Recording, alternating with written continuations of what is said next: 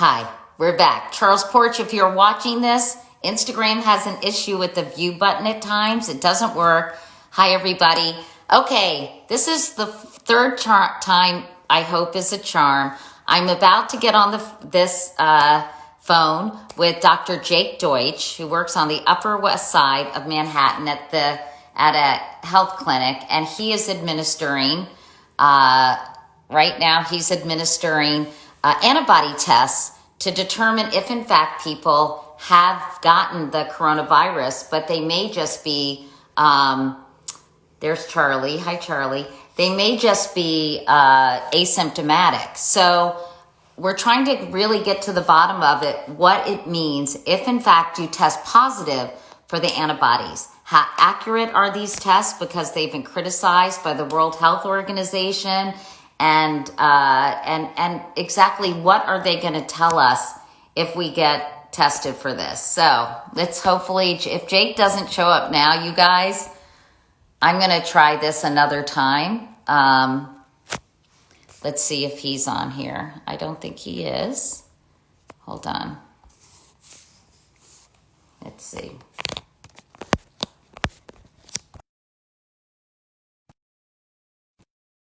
Forgiving. Charles Porch. Charles, you got to call me. It's bumming me out. Sometimes it's very tough to do these Instagram lives technically. So let's see if he shows up. He should show up in a request to join us. I'll find out. My Julia, who works with us at Katie Couric Media. Oh, there he is. Oh God, thank God. Jake, are you there? Okay. Bingo. I think we've got Jake Deutsch here. Okay, we're waiting. We're connecting. Jake. Hi, Katie. Sorry. That's okay. Listen, that's no problem. We're having a lot of problems with the Instagram live today, and I'm sure you're super busy. So, hi, Super Jake. busy. First of all, real quickly, how are you doing? I'm 100%. I mean, totally back to normal. I've been working now for over 2 weeks, still taking care of lots of people with COVID. And now we're doing antibody testing. We're the first in New York City. And I know, and I want to talk to you about that, but I also want to see how your dad, hi, Charles, my friend who works for Instagram, is happy. I know Charles. Oh, you know, Charles, that we made this connection. And I know your dad was diagnosed with COVID. How's he doing, Jake? So, yeah, I mean, he had the most severe case where he got intubated, and he's actually off the ventilator and he's in rehab. So if you want to see a really amazing story of triumphancy in this horrible, horrible illness, check out a couple of posts ago. I put a pic of my dad the first day that he sat up in bed. I mean, he was so sick, and it was so tragic because he had just visited me in New York for my birthday, and then he got COVID and went back to Vegas and was just really, really critical. And they took amazing care of him. You know, I have to say that the ability for those critical care doctors to take it, you know, make a difference, to help them recuperate, really is a testament to the true heroism that's happening every day, everywhere in the United States. Oh, I couldn't agree more. But your dad is on the mend. How old is he? And when you say he's in rehab, Jake, what does that entail exactly? You know, he's lost all of his ability to, you know, walk and all of his strength. You get deconditioned when you're laying in bed for a month. He was on the ventilator in an induced coma for about a week. So, you know, it's just really getting the occupational therapy, the strength and the endurance back. But each day he improves by 50%. So it's really great. He's 77. He's got diabetes, so, you know, he's definitely like the patient that we have to be worried about. But luckily he rebounded and got better. So I'm so glad. And do you think, you know, one of the things, Jake, I know they're looking into is that even people who do well, if there's any permanent or long-term impact on some important organs like your lungs or your heart, what are you learning about that? We haven't seen anything that's been significant. You know, there's not any real definitive information there. You know, personally speaking, when I had COVID, I definitely felt lots of like discomfort in my lungs for a couple of weeks afterwards, but it slowly improved. So I personally don't expect to have any long-term damage. And what's interesting is even the people that have severe inflammation that get I put on the ventilator, they recover quite quickly once they get through the recovery phase. So there hasn't been anything that I've seen or reported regularly that showed long-term injury, but we'll know with time. Yeah, it's still Unfortunately, so some of the early. A lot of people, Jake, are asking about, was he given any of those antivirals that we've heard about? Well, he was given Plaquenil, which is the medication that's used. It's more of an immunosuppressor used for lupus, and malaria prophylaxis. So he did get that, but I mean, he was having 106 fevers for 3 weeks. So Oh my it was a God. really severe case where he was really critically ill. His kidneys stopped. They came back to normal function. I mean, it's just like such an incredible turnaround. And, I keep telling my patients, don't lose faith. I've seen people get better. I mean, I don't want to make it about myself and my family, but whatever I could do to have people understand that you don't have to give up. There are thousands of people that are sick and that are recovering, hundreds of thousands. So we have to continue to, use our faith and stay positive despite all of the tragedy that we're seeing here. That's true. And you yourself had a relatively mild case, right, Jake? I would say in the medium range. I mean, Medium. I had pneumonia on both sides and I was sick for 2 weeks and I was scared as hell for sure because Dad was sick and, there was all of the unknown because it was quite early. So the personal side of it, of dealing with my own illness and treating people and having a family member critically ill, that was a lot. But, at this point, things happen so fast. What was happening a month ago, it seems like a lifetime ago. We've learned so much. I've learned so much taking care of patients. I can understand better what it looks like in terms of a patient's presentation and expectation for their outcome. Right. And we're learning, what things tend to work better for patients. And now, just to bring back to what we were speaking about, the antibody testing is one more piece of data that's going to help us understand how we can treat people. Okay, so that brings us to the reason why I wanted to reach out. And thank you for reaching out to me to help explain this because I think it's super confusing. So I'm going to try to break it down and then you can pick it up. So antibodies are what you develop in your system to fight off pathogens like virus, right? It's sort of your natural immune response. Hey, you shouldn't be drinking Diet Coke, by the way. One a day. Anyway, so you're testing people. New York State has started to test people to see who might have the antibody because there's a chance if the antibody is present, does that mean that you perhaps contracted the virus and maybe it didn't even affect you? Yeah, so there's a lot of scenarios where this information will be helpful. Certainly, if you had COVID, you had a diagnosed case confirmed with a test, we would expect to see antibodies. That was my situation. I've already tested myself. I have IgG antibodies. My partner, Brian, positive test. Recuperated, has antibodies. So that's one point of information. The second point is the people who thought they had COVID. So they had all of the typical symptoms, couldn't get a test. Now, 4 weeks later, they need to know whether or not they have immunity or have antibodies. That's going to help identify those patients and what that illness looks like. And then there's a third category, people who've never had symptoms, want to know because maybe they were in contact with somebody, or maybe this is going to clue them into whether or not they've had a asymptomatic infection. So, I think that that's such an important concept for people to understand. There's a lot of naysayers trying to poke holes in antibody tests, and there's rightfully some problems with them. Some of the at-home tests or the quick tests that are finger prick, those are very insensitive. They have a sensitivity on a good day of about 84%. What we're doing in my office is a serum test. It goes to a laboratory, and it's a 97% sensitivity. So we're talking about a much higher accuracy. And I think that that's important if we're really trying to use this information. Well, I'm glad you brought that up, Jake, because that's one of the ways people are kind of poking holes in this whole process. They're saying a lot of the quick tests are not that accurate.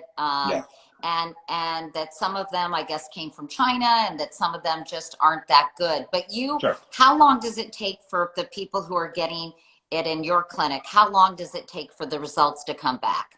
We're telling people 48 hours or less. We're seeing some turnaround in 24 hours. It's not a complicated test. Compared to the COVID swab, which is a PCR test that's very complex, This blood test, which is analyzing serum, is not as complex, so the turnaround time is faster. But I'm trying to explain to people FDA-approved tests because the FDA cannot approve these tests. There's one company called Selecta that has an FDA-approved test, but nobody has access to that test.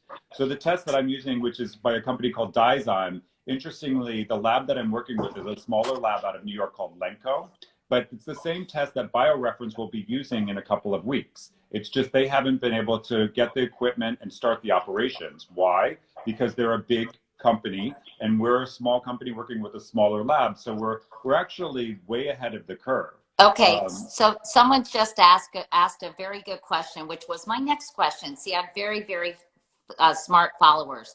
Yeah. So this is the big question, Jake.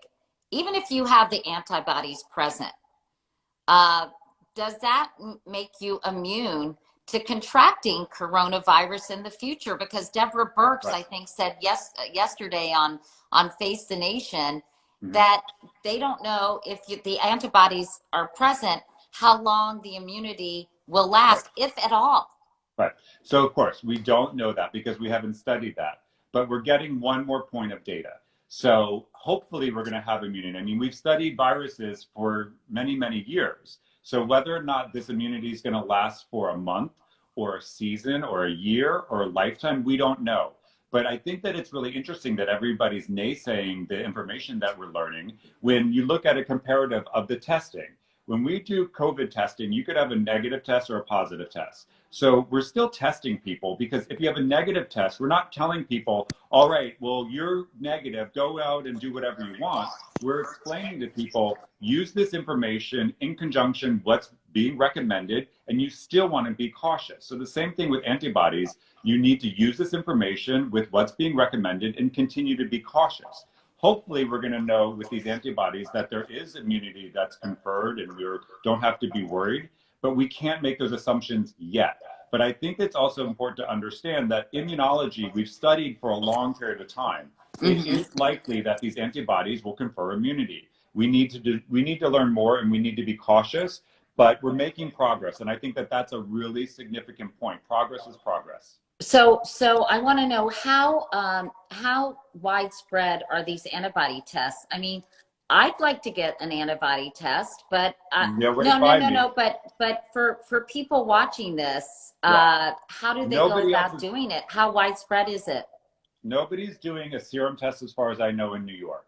So, I got a lot of work to go do, so I'm gonna go shortly. Yeah. But we're the first to offer it in New York because number one, I've been hustling and we're a small company that's very nimble.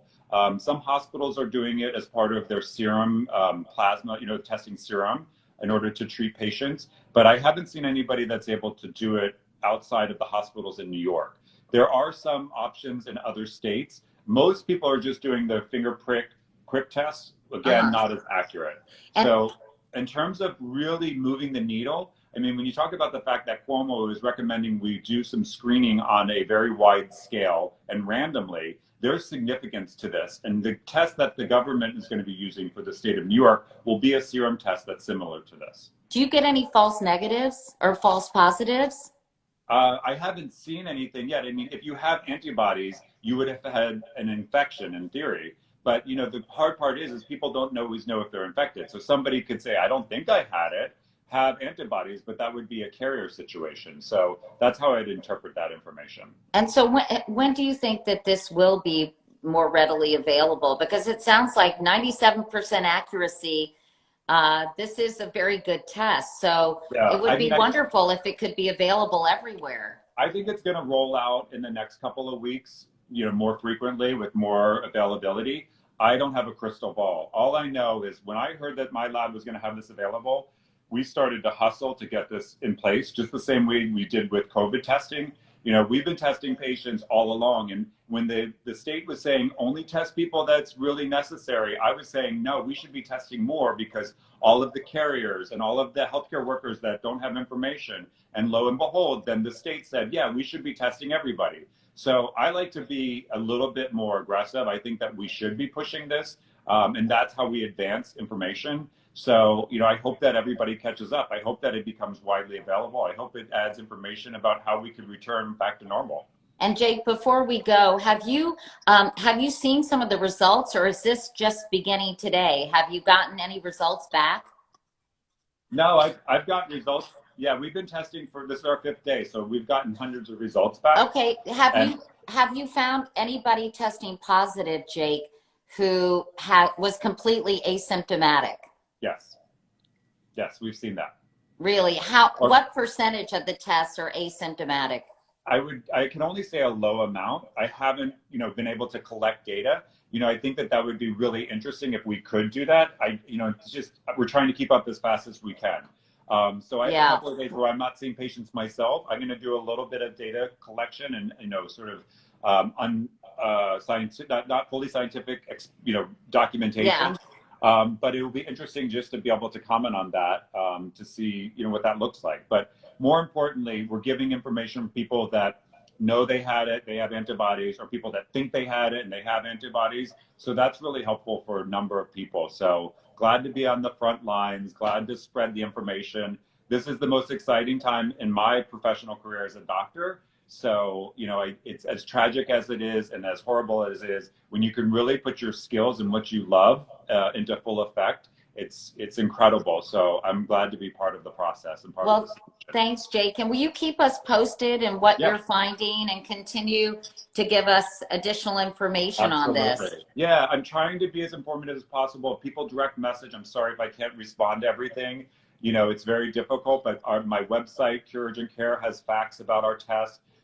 You know, doing lots of lives, and hopefully people get the information that's useful. So keep in touch, and we'll definitely follow up. Okay, thanks. And everyone's thanking you from here and for all your commitment and hard work. Thanks, I'm going to go back into the trenches. Bye. Okay, thanks so much. Okay, thanks, bye-bye. everybody. Bye.